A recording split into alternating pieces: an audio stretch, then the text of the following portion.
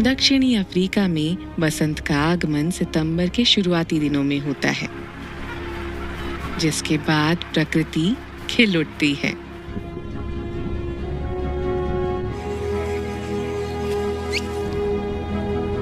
दिन लंबे होने लगते हैं, तापमान बढ़ने लगता है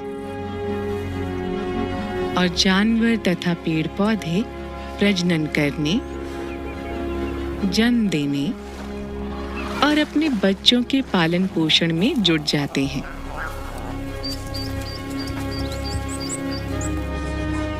स्प्रिंग इक्विनॉक्स तक रात और दिन लगभग समान लंबाई के हो जाते हैं। ऐसा साल में सिर्फ 2 बार होता है, जब सूरज का केंद्र हमारी पृथ्वी के इक्वेटर के ठीक ऊपर आ जाता है और तब पूरे महाद्वीप में हलचल देखने को मिलती है।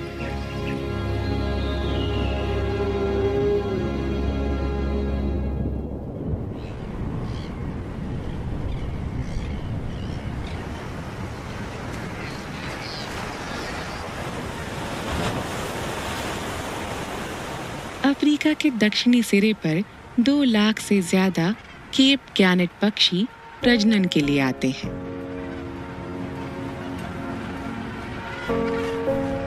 इन्होंने पिछले 8 महीने साउथ अटलांटिक ओशियन के किनारे से दूर बिताए हैं। अब वो साल के इन्हीं दिनों में उसी द्वीप पर आते हैं जहां वो पैदा हुए थे, ताकि वो भी अपने बच्चों को जन्म दे सके। ठीक इसी समय मौसम भी अच्छा होता है और समुद्र में खाना भी भरपूर मिलता है। कुछ नौजवान पहली बार एक चूजे को पालने की कोशिश करेंगे। साथी चुन लेने के बाद वो आमतौर पर जीवन भर का साथ निभाते हैं।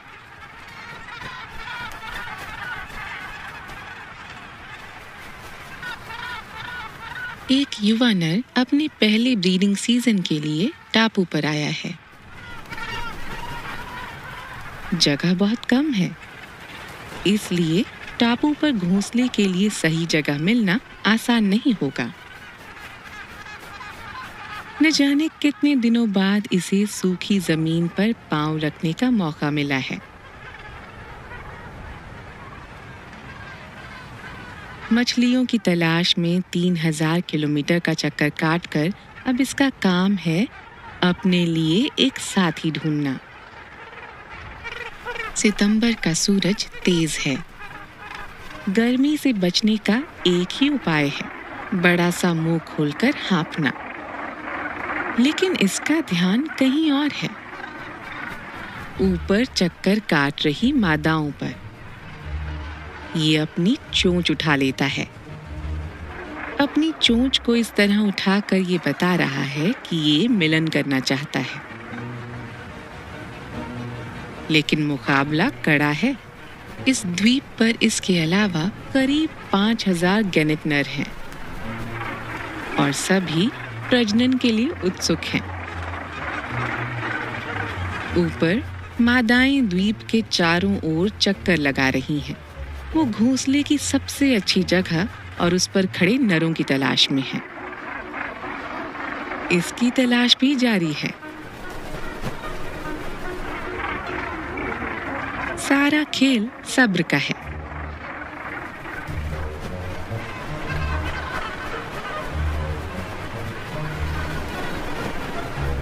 कोई तो मिल जाए।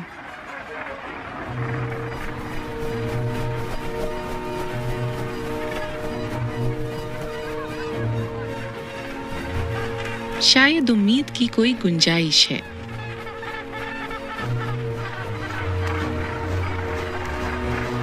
या शायद नहीं। लगे रहो गैनेट भाई।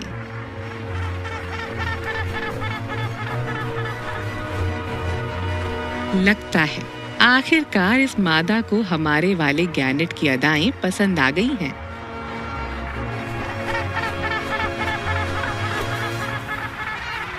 वो एक प्यार भरी लैंडिंग करती है और आसमान की तरफ चोंच उठाकर हाँ कहती है।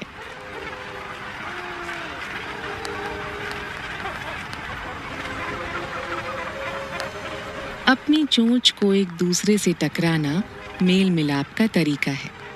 ये एक ऐसे रिश्ते की शुरुआत है जो इन्हें कई सालों तक निभाना है।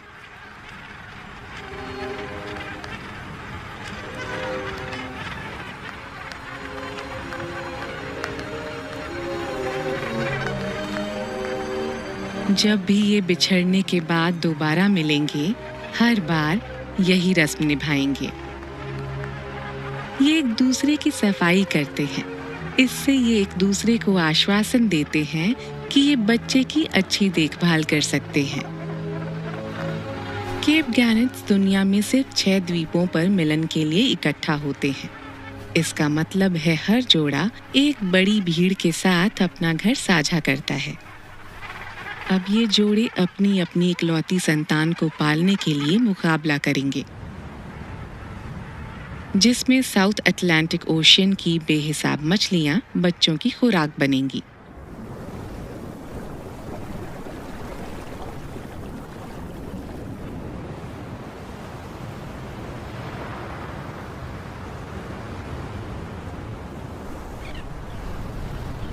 ये नामीबिया के पश्चिमी तट पर दोपहर का समय है, जहां लाखों केप फर सील्स रेत के 3 किलोमीटर के किनारे पर आराम कर रही है।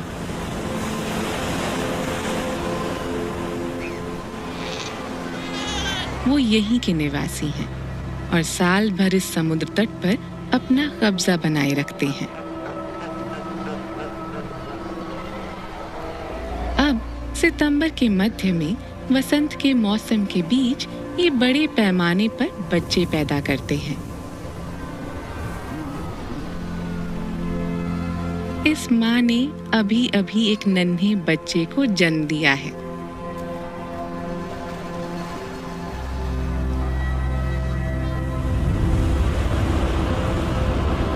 एक तरफ खतरनाक अटलांटिक महासागर, तो दूसरी तरफ है विशाल नामीब रेगिस्तान। बच्चे को कुछ ही हफ्ते में वो सब कुछ सीखना है जिससे वो अपने दम पर जिंदा रह सके, जैसे ठंडे पानी में तैरना, मछली पकड़ना और बसंत के खत्म होने से पहले ये सीखना कि यहाँ के ढेर सारे खतरों से कैसे बचना है।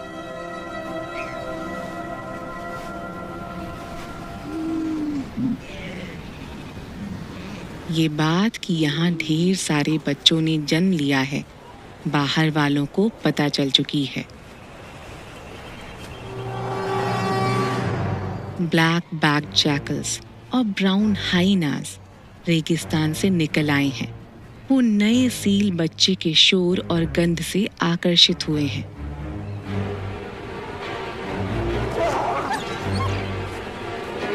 ये एक मरे हुए सील के बचे खुचे शरीर के लिए लड़ रही हैं।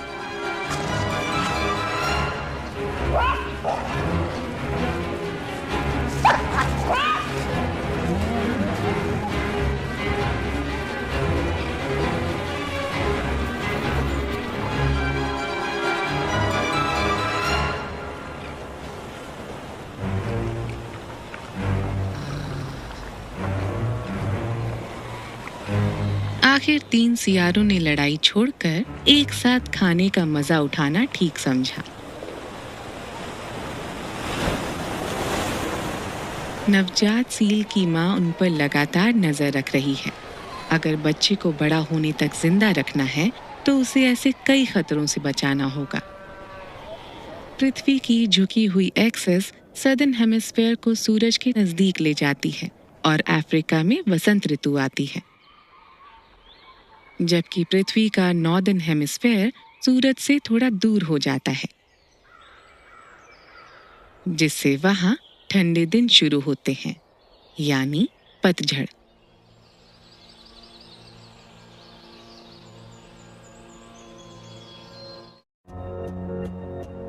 उत्तर के ठंडे तापमान से बचने के लिए हजारों प्रजातियां दक्षिण की ओर रुख करती हैं।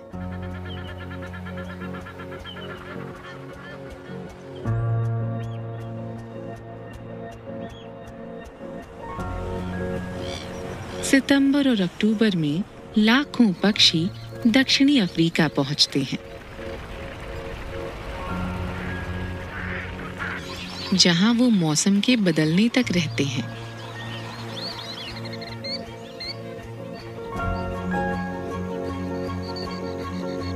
ठंड इन्हें बिल्कुल पसंद नहीं। बसंत और फिर गर्मी के खत्म होते ही ये पक्षी वापस चले जाएंगे।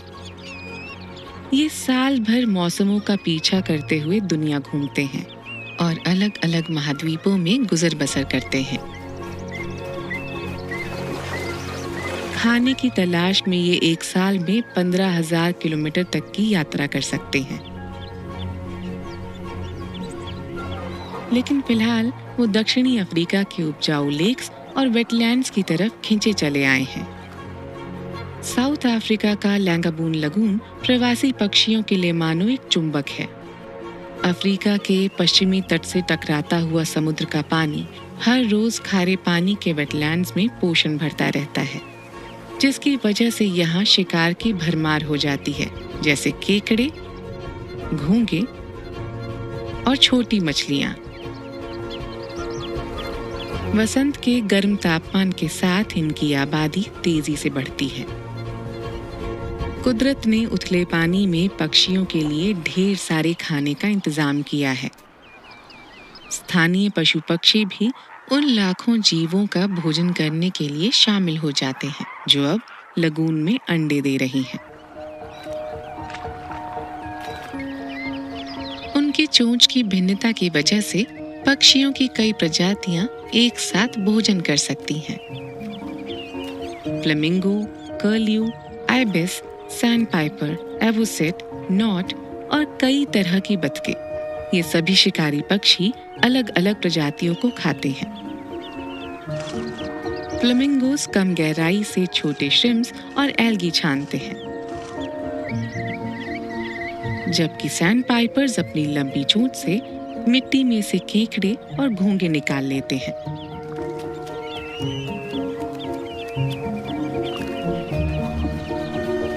ये सभी उत्तर की ओर अपनी वापसी से पहले जी भर के खाएंगे।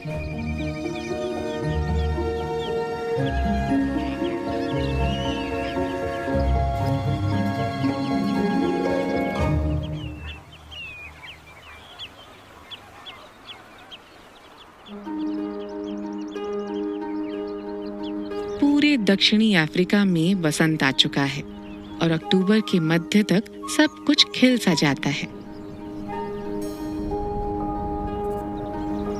साउथ अफ्रीका और नामीबिया की सीमा पर स्थित नमाक्वालैंड की रूखी जमीन जंगली फूलों के कालीन में बदल जाती है। साल में एक बार रेन डेजीज, हॉर्सब्लॉम्स, मखीट्स और एलेंस्पियस के साथ साथ फूलों की दर्जनों प्रजातियां इन मैदानों में रंग बिखेर देती हैं।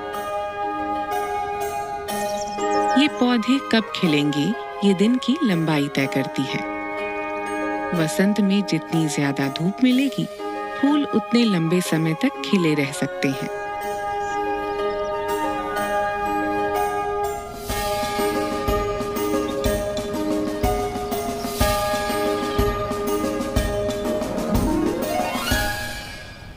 लेकिन ये चकाचौंध सिर्फ खूबसूरती के लिए नहीं है। सभी जिंदा चीजों की तरह पौधों को भी अपना वंश आगे बढ़ाना पड़ता है। हर पौधे में नर और मादा हिस्से होते हैं। नए पौधे पैदा करने के लिए दो फूलों के नर और मादा भाग एक साथ मिलते हैं। इसे पॉलिनेशन कहा जाता है। लेकिन ये कोई आसान प्रक्रिया नहीं है। मादा हिस्सा यानी स्टिग्मा फूल से अलग नहीं होता, इसलिए पॉलन यानी नर हिस्से को ही उस तक जाना पड़ता है। नर पॉलन और मादा स्टिग्मा को मिलाने के लिए पौधों ने एक चालाकी विकसित की है। हर प्रजाति का अपना अलग रूप है और अपनी अलग खुशबू भी। फिंगरप्रिंट्स की तरह कोई भी दो फूल एक जैसे नहीं होते।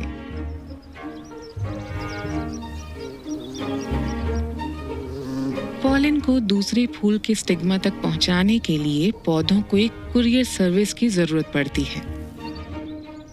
फूलों के रंग और उनकी खुशबू से पक्षी और उड़ने वाले कीड़े उनकी तरफ आकर्षित हो जाते हैं।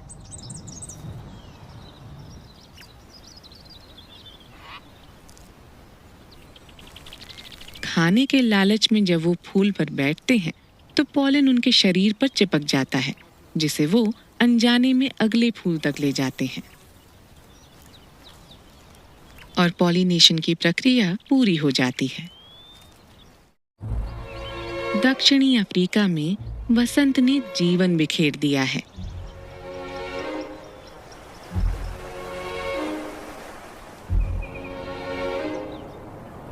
सबसे ऊंचे पहाड़ों से लेकर सबसे गहरे महासागरों तक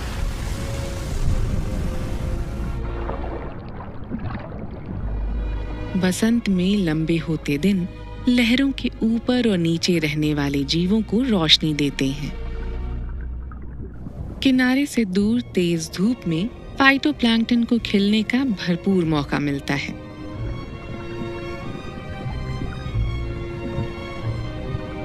ये माइक्रोस्कोपिक पौधे सूर्य की किरणों को खुराक में बदलने के लिए क्लोरोफिल का इस्तेमाल करते हैं।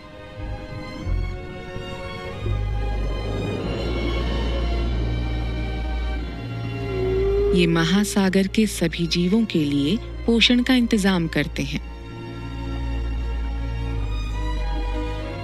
इसी की वजह से समंदर में छोटे क्रिटर से लेकर विशाल मछलियां सबका पेट भरता है।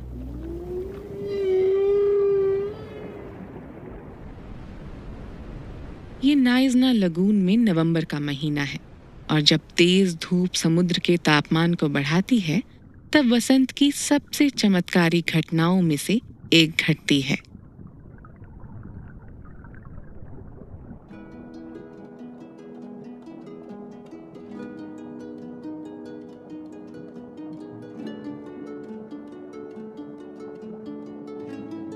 इन गहराइयों में छिपा दुनिया का सबसे endangered sea horse, नाइजना sea horse, जन्म देने वाला है।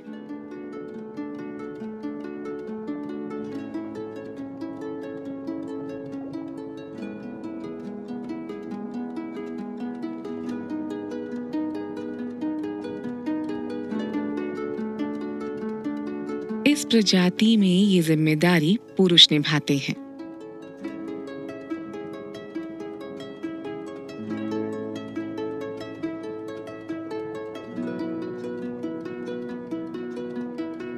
ये पिता गर्भ से है और डिलीवरी का समय नजदीक है। 3 हफ्ते पहले मादा ने अपने अंडे इसकी थैली में दिए थे, इस उम्मीद में कि वो इनका वंश आगे बढ़ाएंगे। इसने तब से उन्हें संभाल कर रखा है।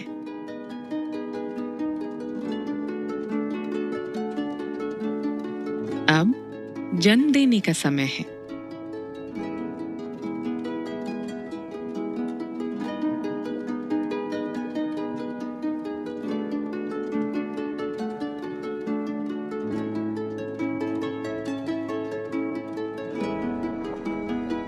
ये कुछ देर से लेबर में था और अब वो चमत्कार होने को है।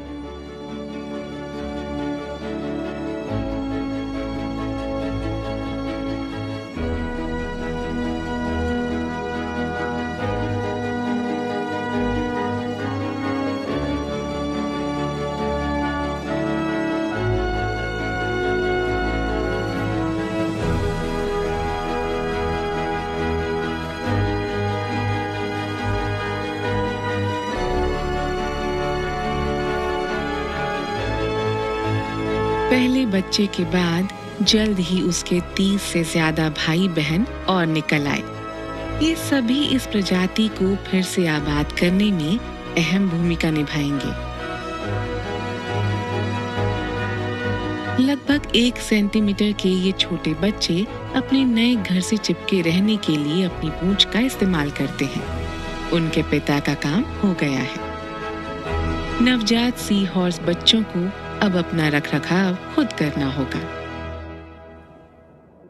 ये एक नाजुक दौर है लेकिन जिंदा बचने वाला हर बच्चा इस प्रजाति के भविष्य के लिए उम्मीद की किरण साबित होगा। नवंबर के मध्य में गैनेट कॉलोनी में जो पक्षी जल्दी आ गए थे, उनके पास पहले से ही पालने के लिए चूजे हैं। कुछ दूसरे माता पिता अपने अंडों में से बच्चे निकलने का इंतजार कर रही हैं।